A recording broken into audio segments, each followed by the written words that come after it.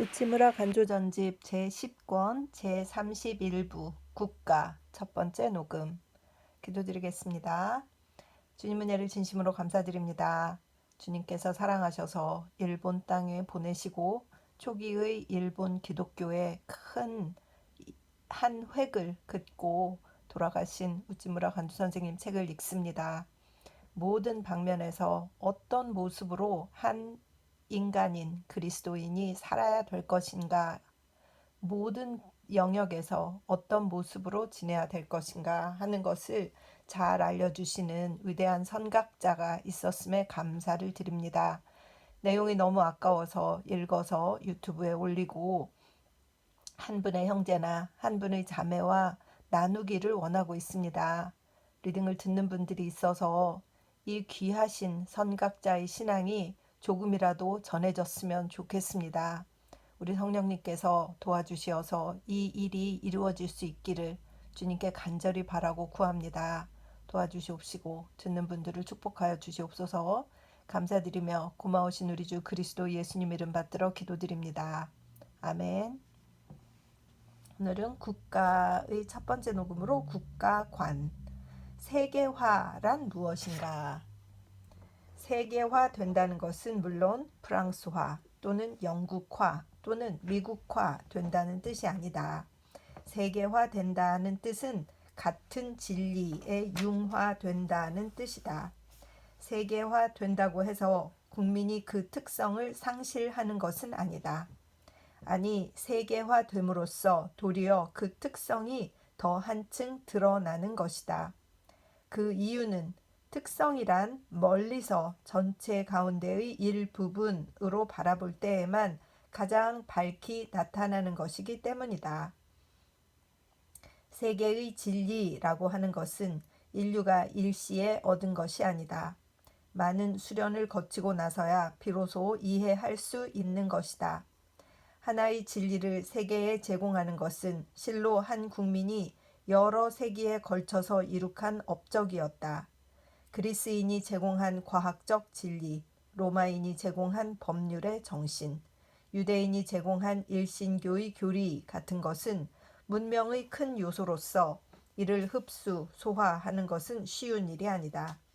진보의 원리, 자유평등의 대의, 관용의 정신, 이를 가장 넓고 가장 깊은 의미에서 이해하고 실천하는 국민을 가장 진보된 국민이라고 말한다. 그래서 세계화된다고 함은 회고적 관념을 벗어나서 앞을 멀리 내다보는 태도를 취하는 것을 말한다. 계급제도를 버리고 평민적 사회 조직을 채택하는 것을 뜻한다. 이단이라고 남을 정죄하는 것이 아니라 정직한 신앙을 환영, 존대하게 됨을 말한다. 터키는 아무리 신식 무기를 갖추고 있다 해도 그 국민에게 자유가 없기 때문에 야만국이다. 회고적 문명으로 만족하는 중국은 비록 비옥한 논밭은 세계에 비길 데 없이 넓고 많지만 세계의 큰 세력권에 들려면 아직 멀었다. 계급제도를 만들고 근본적으로 폐지해버린 미국이야말로 가장 건전한 발전을 이룩한 나라다. 세상에 자유보다 더 힘 있는 촉진력은 없다. 공화국으로서의 프랑스의 100년에 걸친 생산적 발전이 왕국으로서의 프랑스의 1800년 동안의 발전을 능가했다고 한다. 우리가 몸과 마음의 자유를 누릴 때 비로소 전 세계를 집으로 삼는 여유가 생긴다. 자유 없이는 건전하고 튼튼한 팽창을 기대할 수 없다. 자유는 국민 최대의 소화력이다. 식민지의 확장, 새 영토의 동화는 항상 자유 선양의 결과로서 온다. 자유란 인간인 우리들의 권리와 위엄을 깨닫고 누려서 이를 널리 남에게 보급시키는 것을 말한다. 인생의 온갖 좋은 것, 고상한 것은 모두 이 한 원리에 있다. 자유를 터득하고 나야 비로소 우리는 세계적 국민이 될 수 있다. 아프리카인을 우리 형제라고 부르고 오스트레일리아인을 우리 자매로 보게 되는 것은 우리가 세계화된 후에야 온다. 그럴 때에 큰 사상이 일어나며 큰 소망이 생기며 큰 경륜이 용솟음친다. 세계화 된다고 하는 것은 세계를 변화시킬 전제다. 우리는 먼저 세계 정신에 복종하고 그러고 난 다음에 우리가 세계를 정복할 수 있게 된다. 덴마크 이야기. 믿음과 나무로 나라를 건져냈다. 이사야서 35장 1절에서 2절. 광야와 메마른 땅이 기뻐하며 사막이 백합화 같이 피워 즐거워하며 무성하게 피어 기쁜 노래로 즐거워하며 레바논의 영광과 갈멜과 샤론의 아름다움을 얻을 것이라. 그것들이 여호와의 영광 곧 우리 하나님의 아름다움을 보리라. 이사야서 35장 1절에서 2절. 오늘은 잠깐 이 세상 일에 관해서 말씀드리려고 생각합니다. 덴마크는 유럽 북부의 한 작은 나라입니다. 그 면적은 한국과 대만을 제외한 일본의 10분의 1이며 우리 홋카이도의 반에 해당하며 큐슈의 섬 하나 정도밖에 안 되는 나라입니다. 그 인구는 250만으로 일본의 20분의 1입니다. 참으로 보잘것없는 작은 나라지만 그러나 이 나라에 관해서 재미있는 이야기가 많습니다. 지금 단순히 경제적으로만 관찰하더라도 이 작은 나라는 결코 얕보아서는 안 될 나라라는 것을 알 수 있습니다. 이 나라의 면적과 인구는 도저히 일본에 미치지 못하지만 그러나 그 경제면에 있어서는 일본보다 훨씬 높습니다. 그 예를 하나 들면 일본의 20분의 1밖에 안 되는 인구를 가진 덴마크는 일본의 2분의 1의 외국 무역을 가지고 있습니다. 그러니까 덴마크인 한 사람의 외국 무역고가 일본인의 한 사람의 10배에 해당합니다. 이것만 보더라도 그 경제가 어느 정도인가를 알 수 있습니다. 어떤 사람이 말하기를 덴마크인은 아마도 세계에서 제일 부자 국민일 것이라고 합니다. 덴마크인 한 사람이 가진 재산은 독일인 또는 영국인 또는 미국인 한 사람이 가진 재산보다 더 많습니다. 참으로 놀라운 일이 아닙니까? 그러면 덴마크인은 이런 부요를 어떻게 해서 누리게 되었는가 하면 그것은 그들이 국외에 많은 영토를 가지고 있었기 때문이 아닙니다.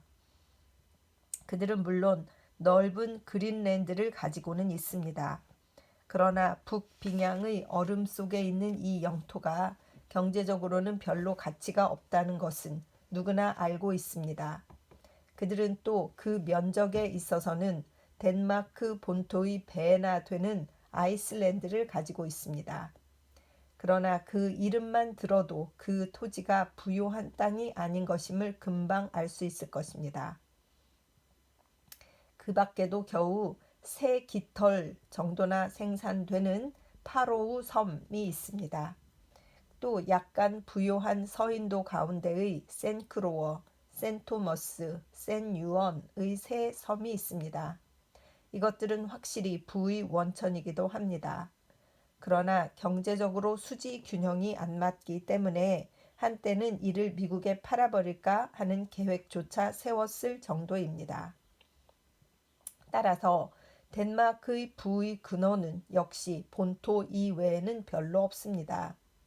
인구 한 사람에 대해 세계 제1의 부를 그들에게 제공해 준 부의 원천은 우리 큐슈 크기만한 덴마크 본국에 있습니다.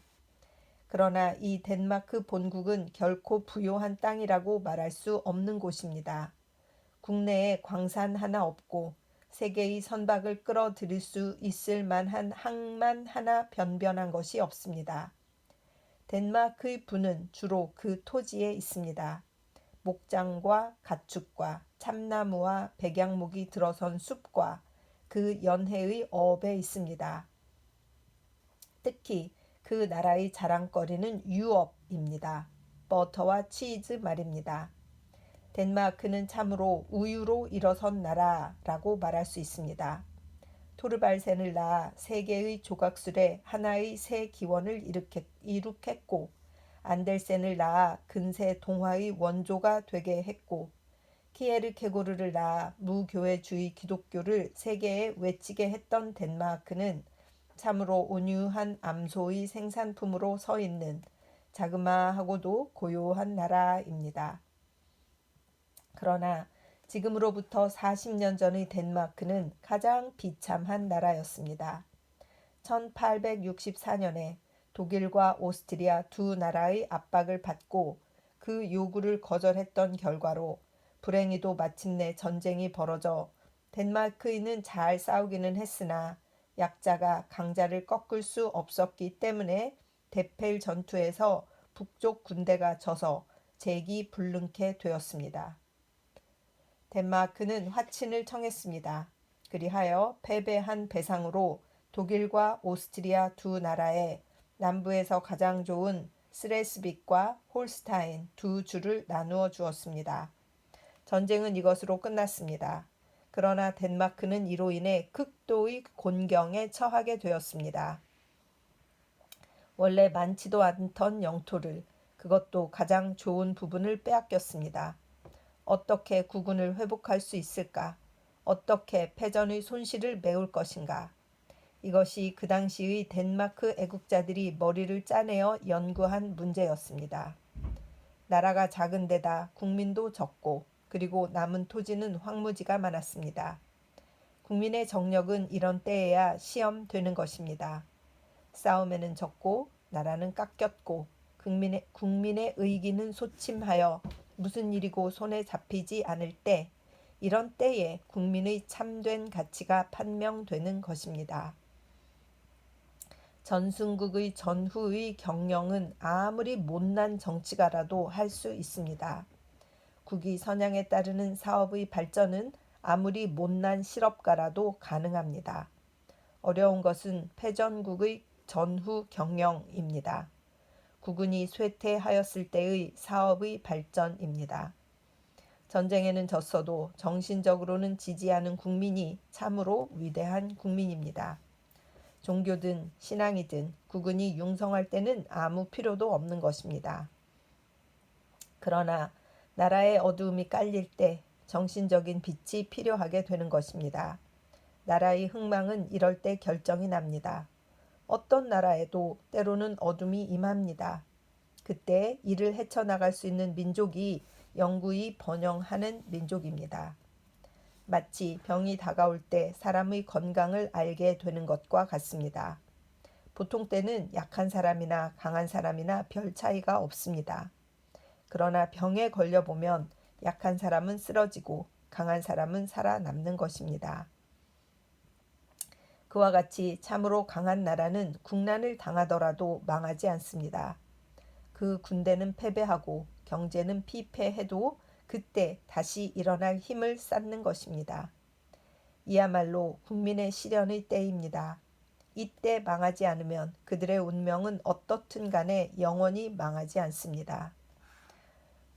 여기를 읽다 보니까 그 한국이 IMF 맞았을 때 그 김대중 대통령님하고 전 국민이 온 힘을 다해서 온 마음을 쏟아서 그 어려움을 극복해냈잖아요. 막 금 모으기 하고 그 무슨 그 저희들도 외국에 있으면서 작은 돈이라도 외화를 한국으로 보내서 국고를 쌓아야 된다고 해서, 물론 뭐 환율이 좋고 이런 것도 없지는 않았지만 그래도 그때 리스크를 감수하고 한국에 외화를 보낸 그 교민들이 꽤 많이 있었어요. 국가를 믿지 않았다면, 국가가 다시 어, 부흥될 거라는 그 믿음이 없었다면 해외에서 누가 그렇게 돈을, 자기 재산을 털어서 한국으로 보냈을까요? 그것을 믿었기 때문에 그랬던 것이죠. 이때 우리가 잘 극복해냈기 때문에 그 다음에 다소 무능한 대통령이 나타나고 다소 이기적인 대통령이 나타났어도 이 국군이 기울지 않고 지혜로우신 국민들 때문에 승리해 나가고 지금은 아주 세계에서 유수한 손에 꼽는 나라가 되고 그때 또 김대중 대통령께서 인터넷을 막 다 깔아가지고 전국에 다 깔고 그러셔가지고 지금 인터넷 강국이 되어 있잖아요. 그걸로 인해서 또 새로운 국면으로 우리나라가 세계를 리드하고 있는 것 아니겠습니까?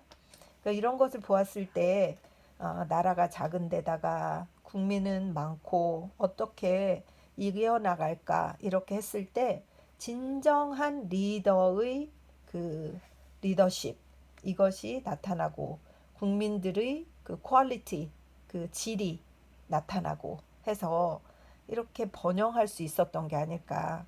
그래서 이렇게 헤쳐나갈 수 있기 때문에 대한민국은 영구히 번영하는 민족이다라는 것에 막 확신이 생기고 굉장히 오늘 아침에 기운이 뿜뿜 올라오는 것 같습니다.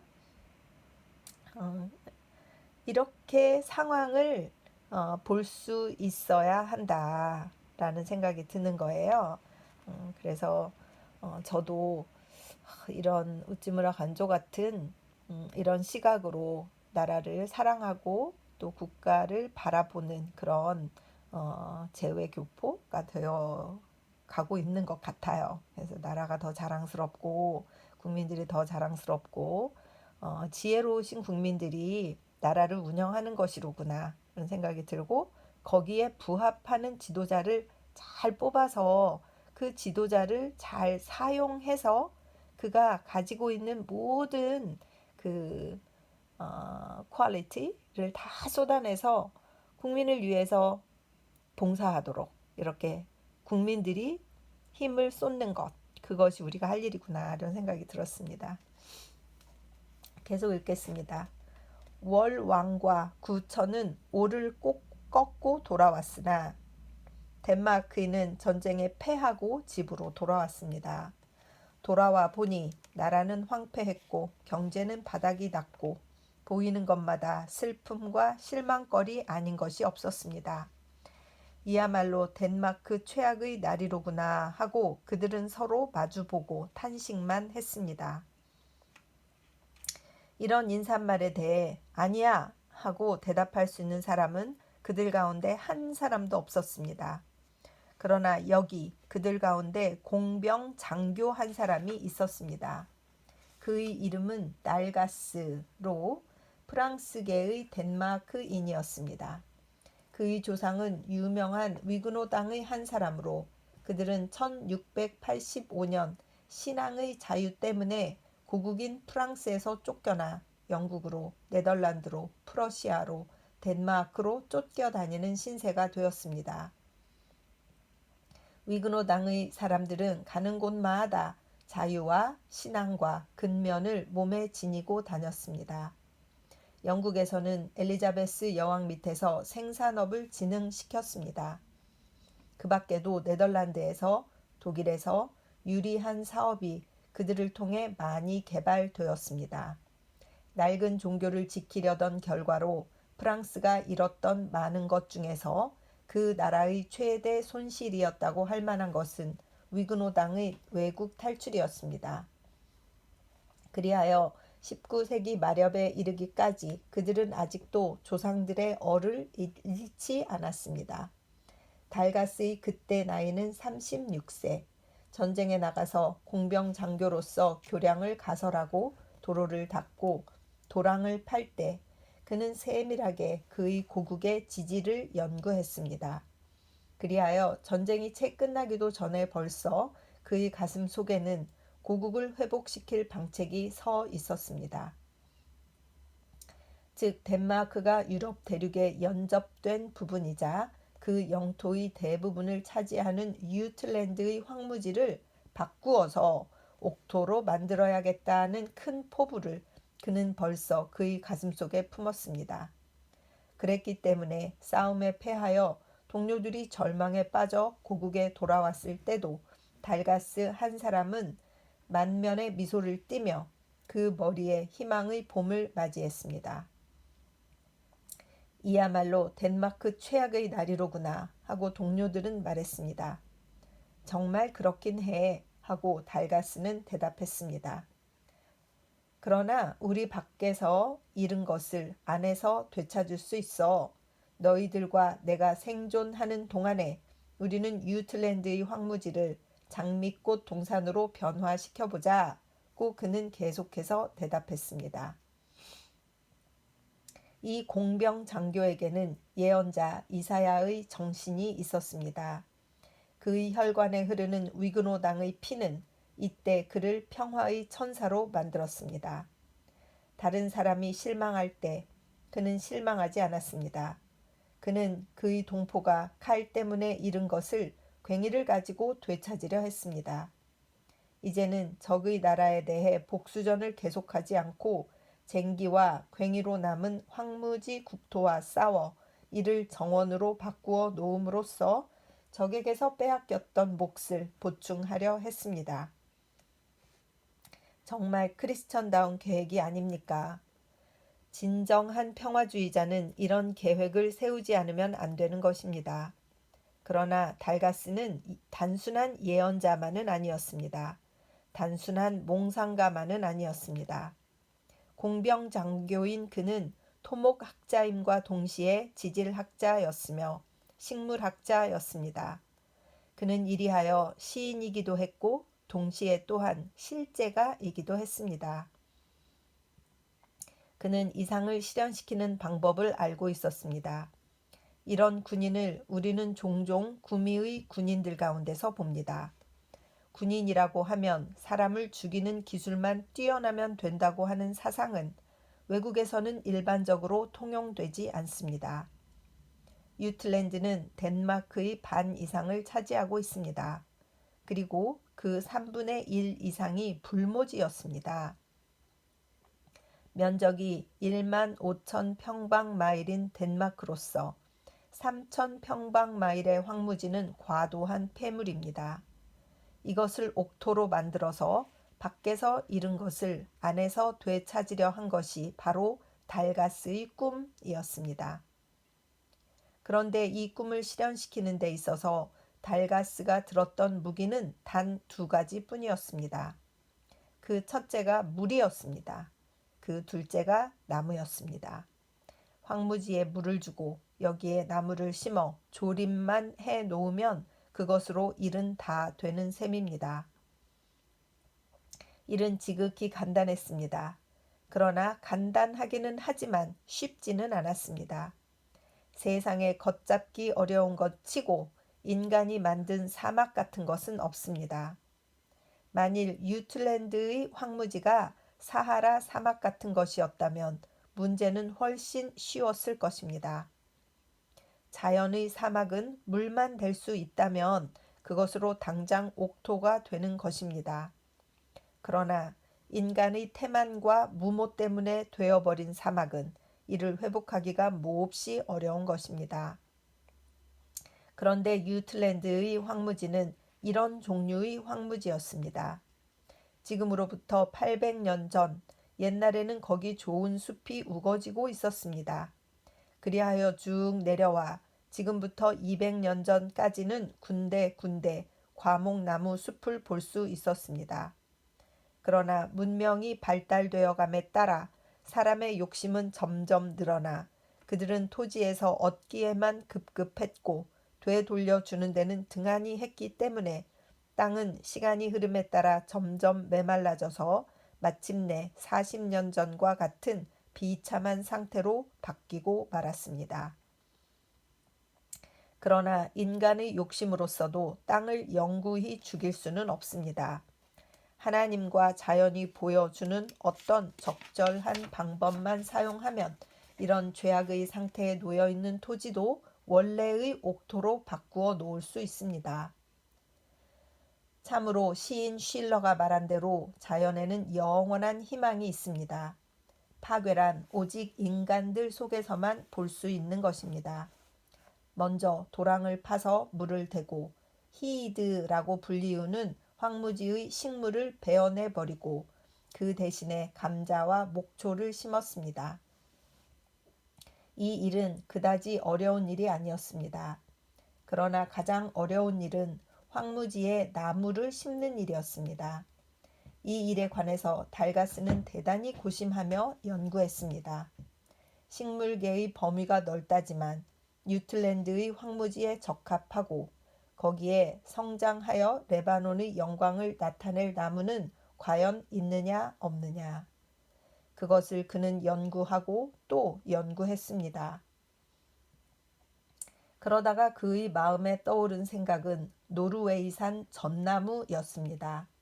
이것이 유틀랜드의 황무지에 성장할 수 있는 나무라는 것을 알았습니다. 그러나 실제로 그것을 실험해보니 여의치 않았습니다. 전나무가 나기는 했지만 몇 년 못 가서 말라 죽어버립니다. 유틀랜드의 황무지는 이제 이런 끈질긴 나무조차 자랄 만한 양분이 모자라 있었던 것입니다. 그러나 달가스의 의지는 이 정도 때문에 꺾이지는 않았습니다. 그는 아직도 자연이 그에게 이 어려운 문제에 해답을 줄 것을 확신했습니다. 그래서 그는 더 한층 연구를 계속했습니다. 그리하여 그의 머리에 언뜻 떠오른 것이 알프스산 작은 전나무였습니다. 이걸 옮겨 심으면 어떨까 하고 그는 생각했습니다. 그리하여 이를 가져와서 노르웨이산 전나무 사이에 심었을 때 기이하게도 두 종류의 전나무는 가지런히 자라나 아무리 해가 가도 말라 죽지 않았습니다. 문제가 해결되었습니다. 유틀랜드의 황무지에 비로소 초록색 벌판이 이룩되었습니다. 초록색은 희망의 색깔입니다. 달가스의 소망, 덴마크의 소망, 그 나라의 250만 국민의 소망이 실제로 나타났습니다. 그러나 문제가 완전히 해결된 것은 아니었습니다. 녹색의 벌판은 이루어졌으나 녹색 숲은 이루어지지 않았습니다. 유틀랜드의 황무지에서 건축용 목재까지도 베어낼 수 있을 것이라는 달가스의 야심에 찬 욕망은 실현되지 않았습니다. 전나무는 어느 한도까지만 자라고 그 이상은 성장을 멈추었습니다. 그것이 말라 죽는 것은 알프스산 작은 전나무와 섞어 심음으로 막을 수 있었지만 그 영구한 성장은 이것을 가지고는 이룩되지 않았습니다. 달가스야, 내가 예언했던 제목을 내놓아라 하고 덴마크의 농부들은 그에게 졸랐습니다. 마치 이집트에서 탈출해 나온 이스라엘 백성이 조금 실패했다고 해서 모세를 책망했던 것과 마찬가지였습니다. 그러나 하나님은 모세의 기원을 들어주셨던 것처럼 달가스의 충심에서 우러나오는 부르짖음도 들어주었습니다. 계시는 이번에는 그에게 임한 것이 아니라 그의 아들에게 임했습니다. 그의 장남의 이름은 프레드릭 달가스였습니다. 그는 아버지의 소질을 물려받은 훌륭한 식물학자였습니다. 그는 전나무의 성장에 관해서 큰 발견을 했습니다. 아들 달가스는 말했습니다. 큰 전나무가 어느 한도 이상 더 자라지 않는 것은 작은 전나무를 언제까지나 큰 전나무 곁에 자라게 내버려 두기 때문이다. 만일 어느 시기에 가서 작은 전나무를 베어버린다면 큰 전나무가 홀로 토지를 차지해서 성장을 계속하게 될 것이라고. 그리하여 이 젊은 달가스의 말을 실제로 시험해 보았더니 과연 그 말대로였습니다. 작은 전나무는 어느 정도까지는 큰 전나무의 성장을 촉진시키는 힘을 가지고 있었습니다. 그러나 그 한계에 도달하면 도리어 이를 방해한다고 하는 기묘한 식물학상의 법칙이 달가스 부자를 통해 발견되었습니다.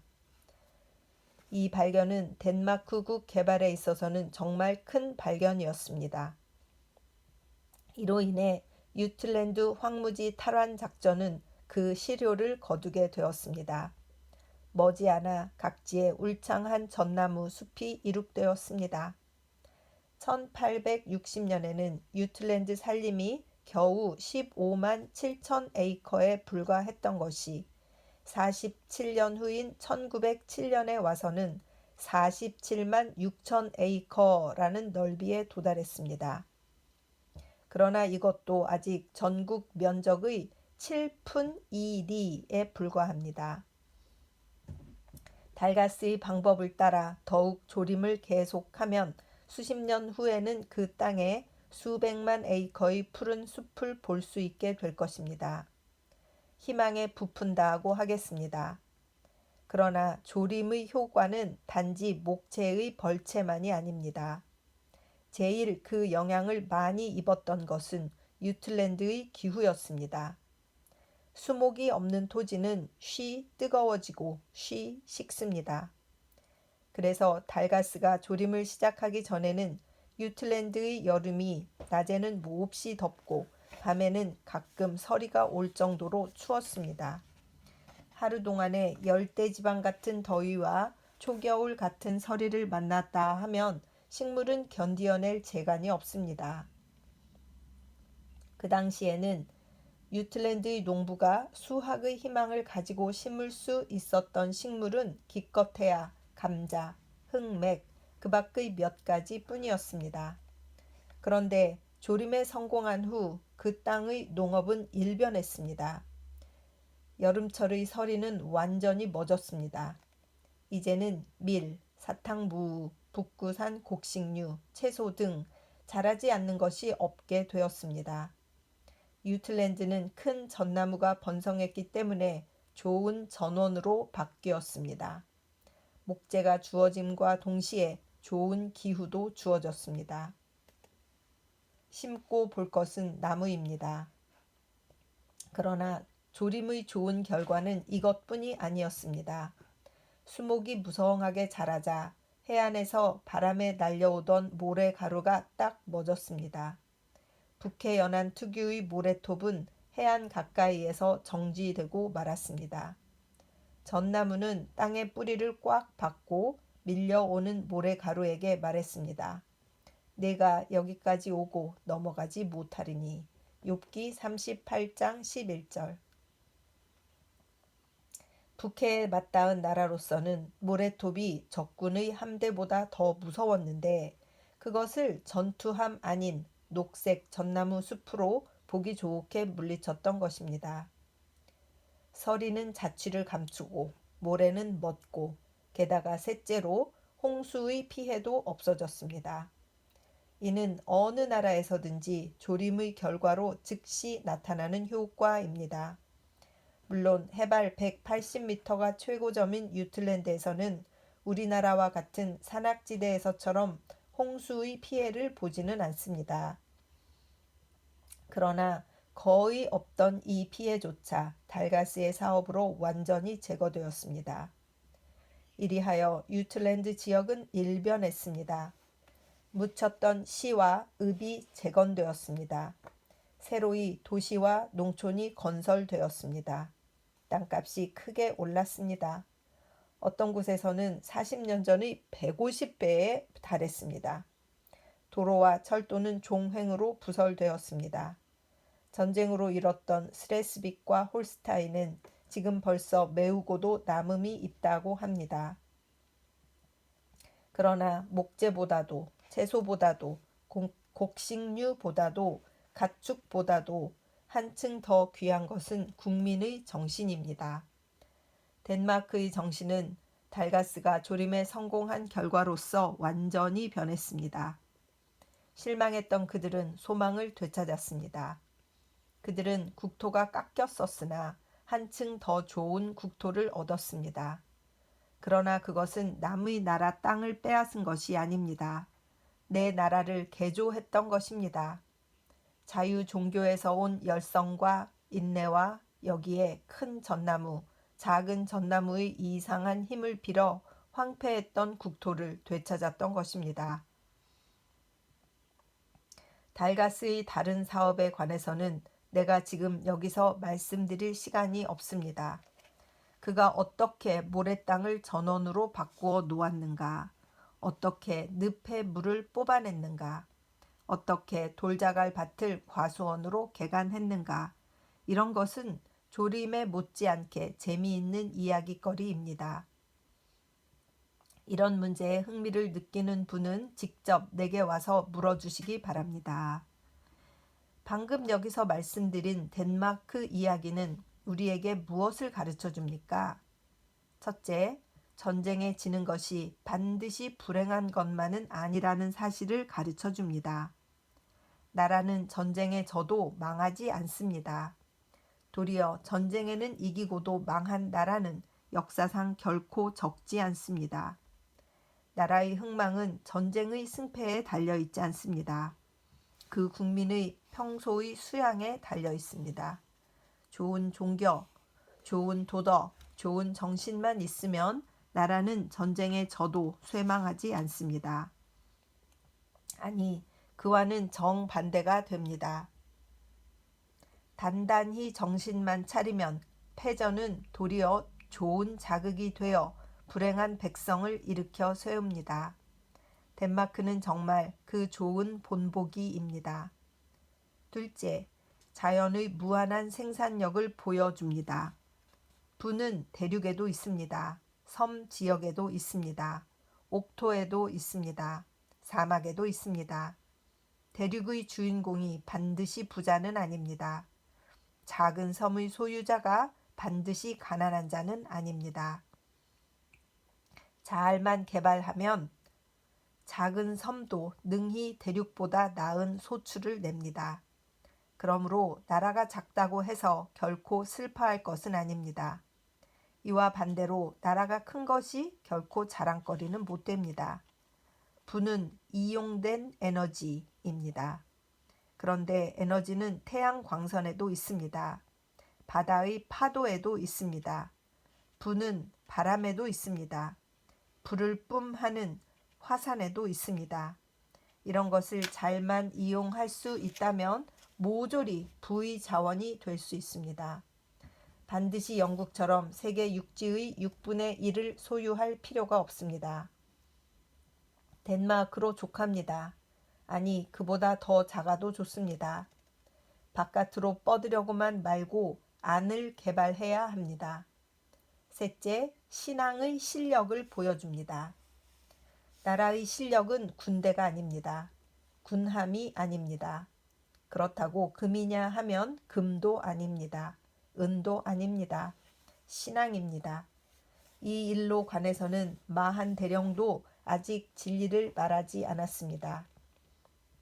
아담 스미스도 J.S. 밀턴도 진리를 말하지 않았습니다.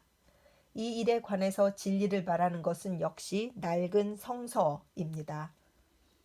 너희가 만일 믿음이 한 겨자씨만큼만 있으면 이 산을 명하여 여기서 저기로 옮기라 하여도 옮길 것이요 또 너희가 못할 것이 없으리라. 마태복음 17장 20절 라고 예수는 말씀하셨습니다. 또 대저 하나님께로서 난 자마다 세상을 이기느니라. 세상을 이긴 이김은 이것이니 우리의 믿음이니라. 요한일서 5장 4절 라고 성 요한은 말했습니다. 세상을 이기는 힘, 땅을 정복하는 힘은 역시 신앙입니다. 위그노당의 신앙은 한 사람으로 괭이와 전나무를 가지고 덴마크를 건져냈습니다. 비록 달가스 한 사람에게는 믿음이 있었다고 해도 덴마크인 전체에 믿음이 없었다면 그의 사업도 무효로 돌아가고 말았을 것입니다. 이 사람이 있었고 이 국민이 있었고 프랑스에서 수입된 자유신앙이 있었고 덴마크에서 스스로 나온 자유신앙이 있었기에 이런 업적이 이루어진 것입니다. 종교와 신앙이 경제와는 무관하다고 말하는 자는 누구입니까? 종교는 시인과 우인에게나 필요한 것이고 실용주의자와 지식인에게는 필요 없다고 말하는 사람은 역사도 철학도 경제도 아무것도 모르는 사람입니다. 나라에도 그런 어리석은 지혜자만 있고 달가스 같은 지혜로운 바보가 없다면 불행히도 한 발을 잘못 내디뎌 전쟁에 패하게 되면 그 나라는 그때 즉시 망하고 마는 것입니다. 국가의 큰 위기에 신앙을 비웃거나 이를 무용지물 취급을 하는 것만큼 위험스러운 일은 없습니다. 내가 오늘 여기서 말씀드린 덴마크와 달가스에 관한 이야기는 천박한 현대의 지도자에게 크게 경종을 울릴 것입니다. 1911년 11월 성서지 연구.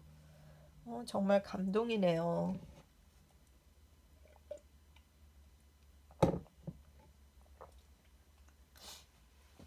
예수를 하나님의 아들로.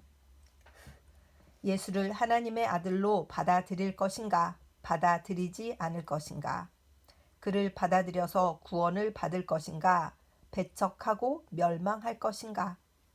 인류 최대의 문제는 지금도 이것이다. 국가적으로나 개인적으로나 이보다 더 중요한 문제는 없다.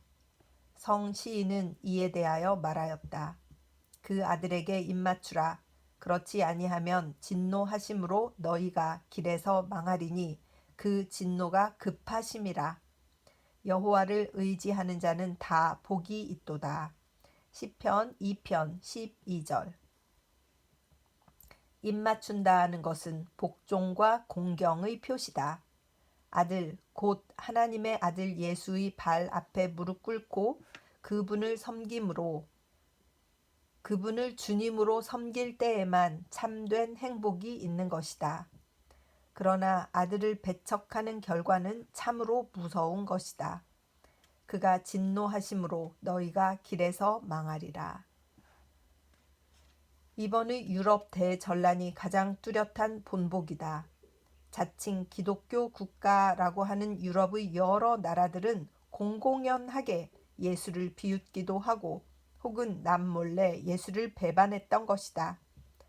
그들은 옛날의 이방인들처럼 하나님의 진리를 거짓 것으로 바꾸어 피조물을 조물주보다 더 경배하고 섬겼던 것이다.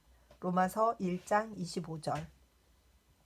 그렇기 때문에 하나님의 진노가 급하게 폭발하여 창세 이후로 일찍이 유례가 없는 이런 큰 참극이 그들 위에 내렸던 것이다.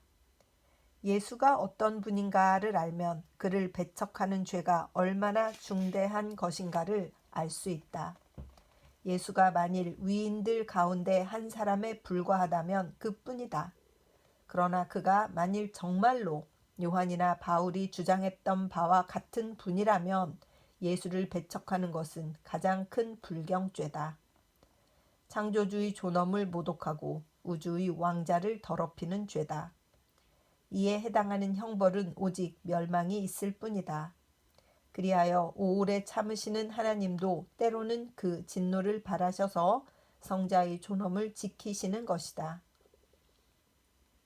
이와 같이 우리가 주의 두려우심을 알므로 사람을 권한다. 고린도후서 5장 11절 하고 바울은 말하였다. 예수의 신성을 논함은 신학적인 흥미 때문이 아니다. 인생의 최대 문제를 해결하는 데 이바지하기 위함이다. 예수가 과연 로고스이신가? 볼 수 없는 하나님의 형상이신가?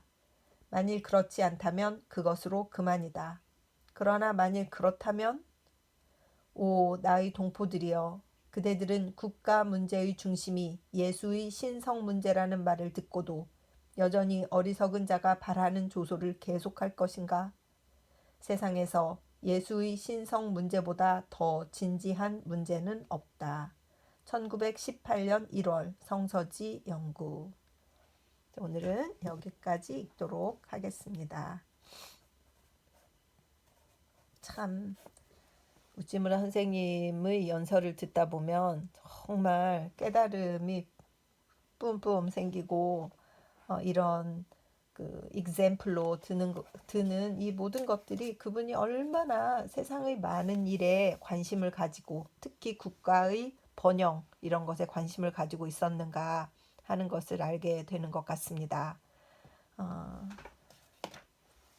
가장 중요한 문제는 예수 그리스도의 신성 문제의 해결.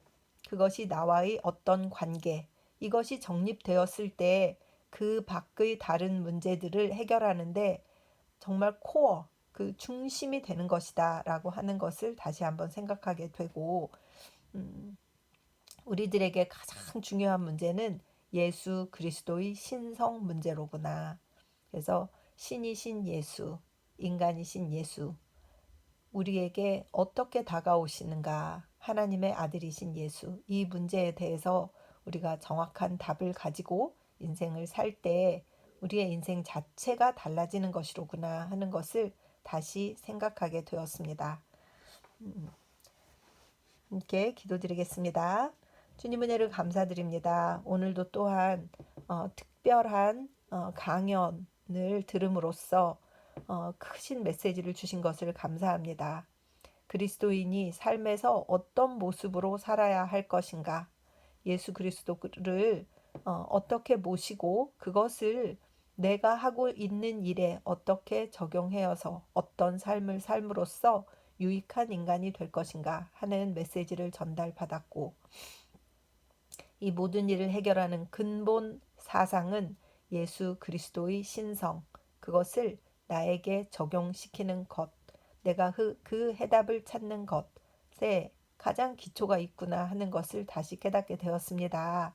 하나님 아버지, 그렇지 않은 줄 알고 보았던 문제들, 이런 것들을 다시 한번 잘 정립하고, 우리 예수님께서 하나님의 아들이신 것, 그것으로 많은 문제들의 해결책이 이미 나오는 것인데, 인간들의 이기심과 교만함이 그것을 외면함으로써 벌어지는 모든 문제들을 생각할 때 참 우리가 얼마나 어리석은가 생각하게 됩니다. 주님, 우리를 불쌍히 여겨 주시옵시고, 하나님, 위대하신 하나님의 선택하신 이 선각자들, 삶의 예언자들을 통해서 우리들이 또 배우고 살아계신 하나님을 찬양할 수 있도록 인도하여 주시옵소서. 듣는 분들을 사랑하고 축복합니다. 같은 느낌으로 깨어서 우리가 하나님을 정확히 알고 제대로 섬기는 귀한 주님의 자녀들 될 수 있도록 인도하여 주시옵소서. 감사드리며 고마우신 우리 주 그리스도 예수님 이름 받들어 기도드렸사옵나이다. 아멘. 사랑하고 축복합니다.